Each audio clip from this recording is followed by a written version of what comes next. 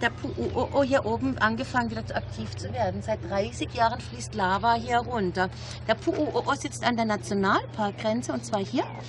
Pu'u'o'o, seht ihr den Pu'u'o'o-Krater? Und bringt hier Lava von hier. Das wandert immer mal wieder. Die ersten Jahre, wo ich kam, ist die Lava hier runtergeflossen. Dann ist sie mal hier runtergeflossen. Dann ist sie mal oben geblieben. Da hat man noch aus dem Helikopter was gesehen. Jetzt fließt sie seit einem halben Jahr, dreiviertel mindestens, wieder hier auf dieser Seite runter ins Meer. Das heißt über Privatland. Darum müssen wir auch nicht die vierte Tour nehmen. Darum dürfen wir da nicht alleine hin. Und für uns natürlich spannend, jetzt diese neue Lava zu sehen. Das ist eine ganz frische Lava, über die wir laufen. Wir haben ganz wenig, Gott sei Dank, ganz wenig AA-Lava. Die habt ihr schon gesehen. Das sieht aus wie ein gepflügter Kartoffelacker. Das ist eine Katastrophe, wenn man da drüber muss. Da reißt man sich alles auf. Sondern wir laufen vor allem über die hohe Lava. Und das ist die, die wie Kuhfladen aussieht. Wunderbar, du bist gut. Ja? Was jetzt?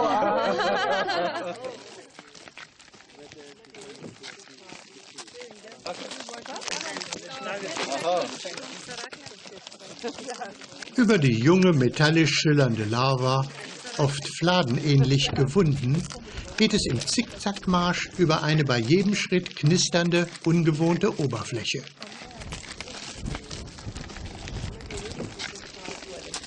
Erstaunlich, wie sich in den Ritzen und Spalten bereits wieder erste Pionierpflanzen, zumeist Farne, angesiedelt haben.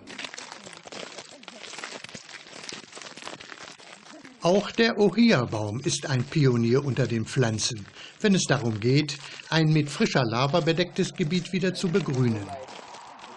Seine Samen sind leicht und schweben mühelos durch die Luft.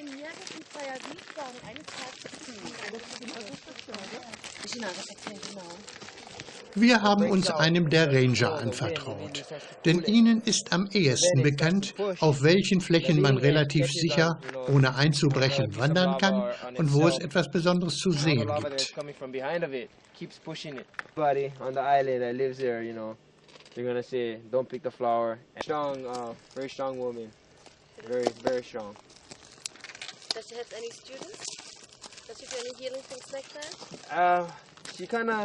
Just does her own thing now, but she does go out to the church and there's been documented flowers, 2 cases of purple flowers, and people have grafted or aerated the tree.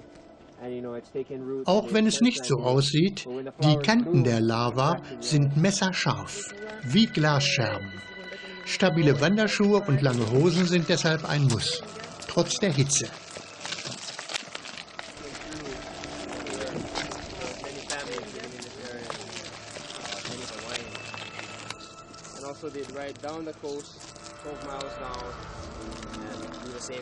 Allmählich wird es wärmer unter unseren Schuhsohlen und aus manchen Spalten dringt Qualm.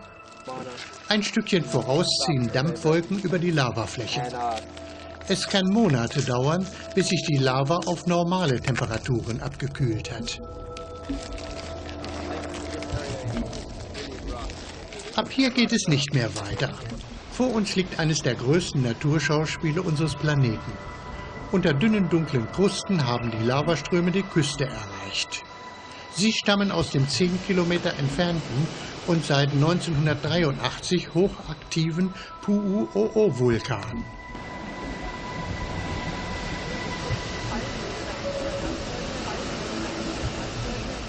Der Pu'u'o'o am Rand des Kilauea-Vulkans ist mit dieser Dauereruption der am längsten aktiv eruptierende Vulkan weltweit.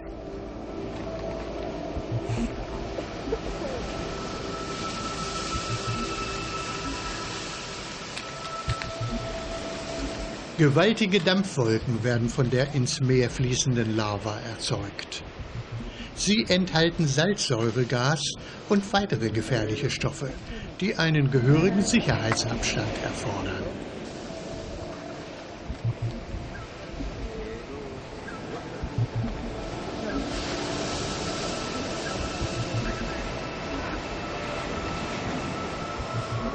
Bei ruhiger See gibt es auch Bootstouren zur Lava. Eine Alternative besonders für Gehbehinderte und Wandermuffel.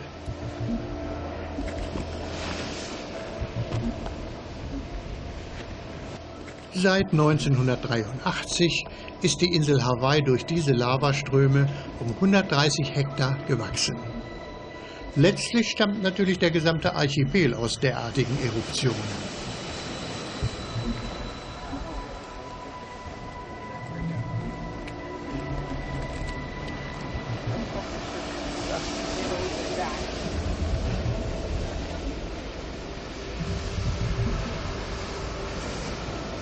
Ein paar hundert Meter entfernt von dieser Küstenstelle erleben wir, wie die Lava offen zutage tritt und eine kleine Senke füllt.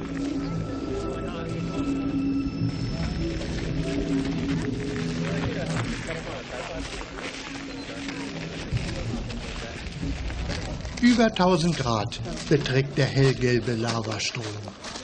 Der Gasgehalt der hawaiianischen Lava ist sehr gering. Das macht den Vulkan kalkulierbar. In der Lava kommt es hier praktisch nie zu gefährlichen Explosionen. Careful, there's a lot of empty. Yes, get that little flow right there. Nirgendwo sonst kommt man bei gut kalkulierbarem Risiko derart dicht an die Lavaströme heran wie am Kilauea. Und nirgendwo sonst auf der Welt hat man die Möglichkeit, den Vulkanismus ohne nennenswerte Gefahren derart hautnah kennenzulernen.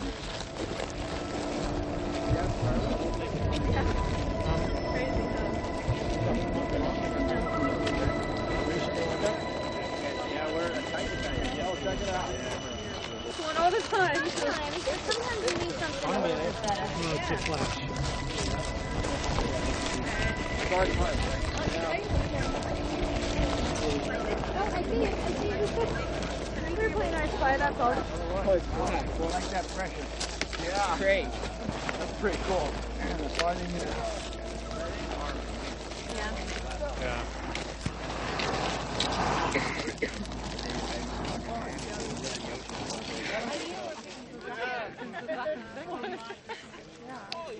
Inmitten der riesigen 10 Quadratkilometer großen Kilauea-Caldera befindet sich die Halemaumau-Feuergrube. Ein See aus flüssiger Lava. Hier wohnt Pele, die Göttin des Feuers und der Vulkane. Sie liebt Preiselbeeren, einen guten Gin und junge Männer. So etwas gehört auf Hawaii zum Allgemeinwissen. Wegen giftiger Dämpfe ist ein näheres Herangehen untersagt. Das in dem Kessel herrschende Inferno aus brodelnder Lava, Gasen und Feuer kann man sich auch so lebhaft vorstellen. Nach einer angenehmen kühlen Nacht in den Holzhütten, im Nationalpark nahe dem Kilauea gelegen, ist der ganze heutige Tag für Wanderungen reserviert.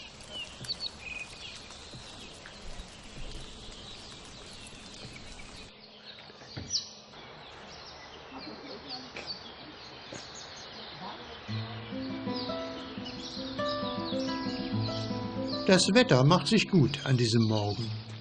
Über 200 Kilometer Wanderwege führen durch diese abwechslungsreiche, einzigartige Naturlandschaft.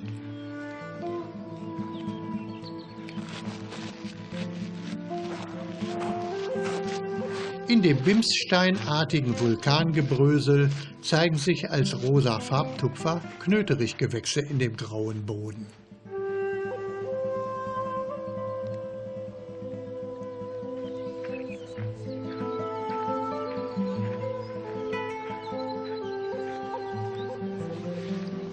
Nicht viel weiter und man taucht in eine üppige Regenwaldvegetation mit vielerlei Ohia-Bäumen und bis zu 6 Meter hohen Farnen ein.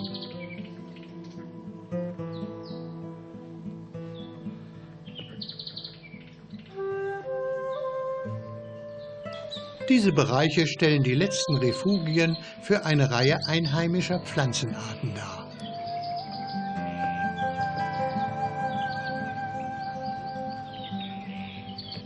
Über die beinahe außerirdische Pflanzenvielfalt kann man nur so staunen.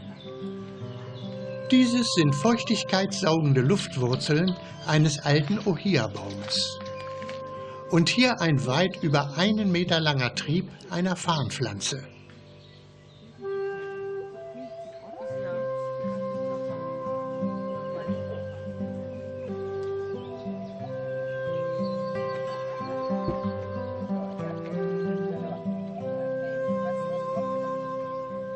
Wie kleine Kristalle glitzern die unzähligen Tautropfen.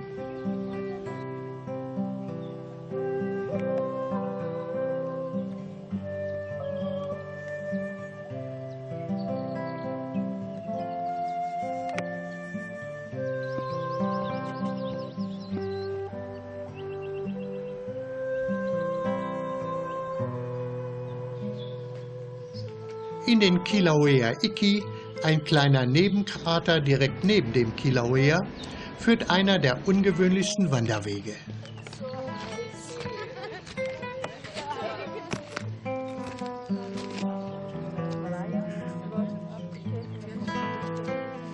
Müssen wir sicher Messer.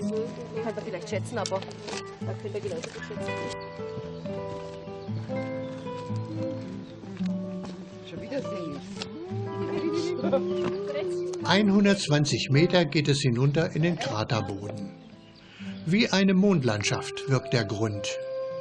Man orientiert sich an den Steinsäulen. Der Gang auf dem brüchigen harten Lavagestein knistert wie eine Wanderung auf Kartoffelchips, wobei der Boden, ähnlich wie bei der Küstenwanderung, unter den Füßen recht warm ist.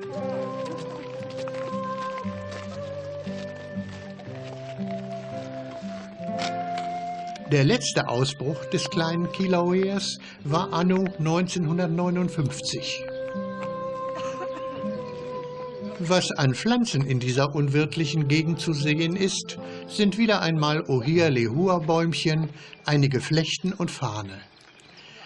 Der Ohia-Eisenholzbaum tritt in ganz Hawaii in bemerkenswert mannigfaltiger Form auf und ist offensichtlich ein besonders genügsamer Vertreter seiner Art.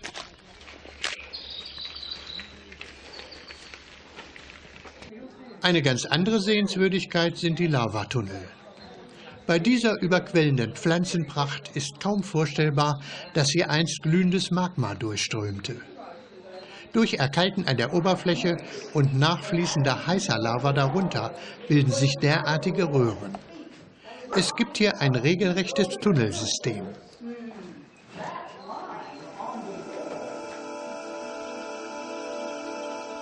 Etwas Außergewöhnliches sind auch die Salfa-Banks. Einfach der Nase nach und man gelangt in ein Gebiet mit Gasen und starkem Geruch. Die Felsen sind von den austretenden Schwefeldämpfen gelb gefärbt.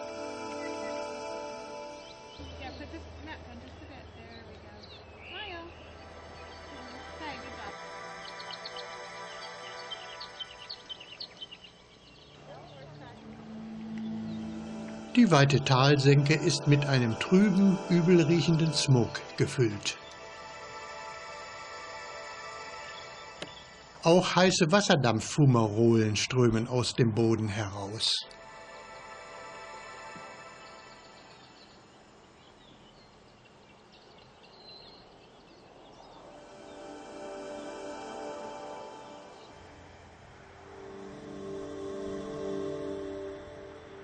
Diese Gegend gehört schon zu einem der ungewöhnlichsten Orte auf unserer Erde.